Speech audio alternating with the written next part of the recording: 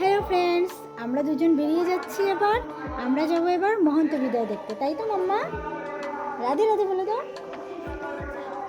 হ্যাঁ, তো কি কতটুকু পাবো? হ্যাঁ, রাধে রাধে। তো খুব এক্সাইটেড ও।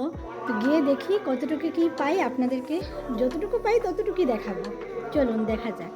তো এভাবেই আমরা তিনজন, মানে আমি, প্রিন্সি আর প্রিন্সির পাপা, আমরা মিলে বেরিয়ে পড়লাম মহন্ত বিদায় দেখার জন্য। গত বছরও প্রিন্সিকে নিয়ে গেছিলাম, কিন্তু ও ছোটো ছিল, ততটুকুও বুঝতে পারেনি।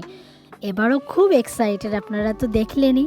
আর সব সময় মানে সকালবেলা দাদুভাইয়ের সাথে একবার যাচ্ছে, দুপুরবেলা আবার ঠাম্মির সাথে যাচ্ছে, বিকেলে আবার ঠাম্মির সাথে যাচ্ছে, মানে ওর এরকমই দিন।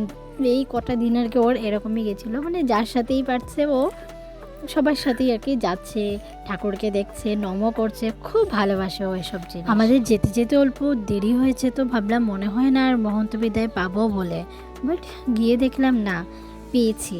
তখনও শুনছিলাম যে কীর্তন চলছিল, তখনও মানে ওই যে দধি ভাণ্ড যেটাকে বলে, মানে দধির ভাণ্ড যেটা থাকে ওইটা ভাঙা যখন হয়, একদম মানে কীর্তনের সমাপ্তি করা হয় এই দধি ভাণ্ড দিয়েই। সবাই তো আমরা সেই ব্যাপারটা জানি, খুব ভালো লাগে। এমনিতে তো কীর্তনের সব দুটো দিনই খুব ভালো লাগে, তার মধ্যে মহন্ত বিজয়ের যে একটা কথা বলা হয়, মানে পুরো মন ছুঁয়ে যায়। আর তার সাথে মানে কথা শুনে যেমন সবার চোখে একদম কান্না কান্না, আমারও মানে একদম মনে হচ্ছে এই কটা দিন এত আনন্দ ছিল, এইবার তো এবার নিতাই বিদায় হয়ে যাবে, মানে এরকমই ঠিক লাগছিল আর কি। সবার চোখে জল দেখে তো আরও মানে ইমোশন হয়ে পড়ছিলাম। তো দধি ভাণ্ড যেটা, সেটা ভাঙার আগে এভাবেই সবাইকে মালা দিয়ে তারপরে এভাবেই করা হচ্ছিল, দেখছিলাম খুব ভালো লাগছিল এভাবে।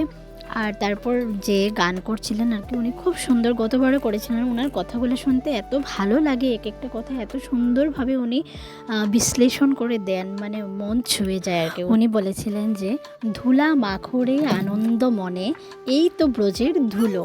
তো দধি নিয়ে কিছু লাভ হবে না, আমাদের ধুলোটাই দরকার, সেটাই উনি বলেছিলেন। যে আমরা দধি নিতে এসে এরকম হুড়স্থুল যদি করি, জিনিসটা ভালো লাগবে না। তো একজন একজন করে সারিবদ্ধ হয়ে যদি এসে আমরা ধুলোটা নিয়ে যাই, তাহলেই ভালো হবে। তো দেখলাম অনেকেই সবাই ওনার কথা শুনেছে, অনেকেই এরকম মানে শৃঙ্খলাভাবে এসে এত হুড়স্থুল করেনি, এসে সুন্দরভাবে এভাবেই সম্পন্ন হলো।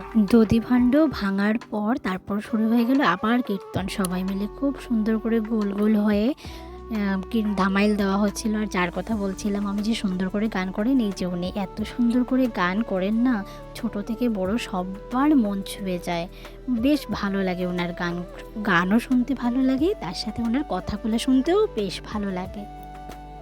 আর ওদিকে আমি বসে বসে ভাবছিলাম যে এসে লুট হচ্ছে, তো আমি যদি অল্প প্রসাদ পেয়ে যেতাম তো প্রিন্সির জন্য নিয়ে যেতাম। তো যাই হোক, রাধা গোবিন্দ আমার কথাটা শুনেছেন। হ্যাঁ, আমিও পেয়ে গেছি, তাই না মাম্মা?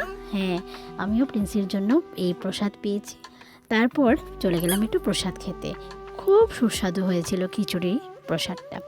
তারপর খেয়ে তারপর এই আমাদের সমাপ্ত হলো 3 দিন ব্যাপী 16 প্রহর হরিনাম সংকীর্তন। তো কেমন লাগলো ভিডিওটি আপনারা সবাই জানাবেন। সবাই ভালো থাকবেন, সুস্থ থাকবেন, দেখা হচ্ছে খুব তাড়াতাড়ি। আবারও সবাইকে রাধে রাধে।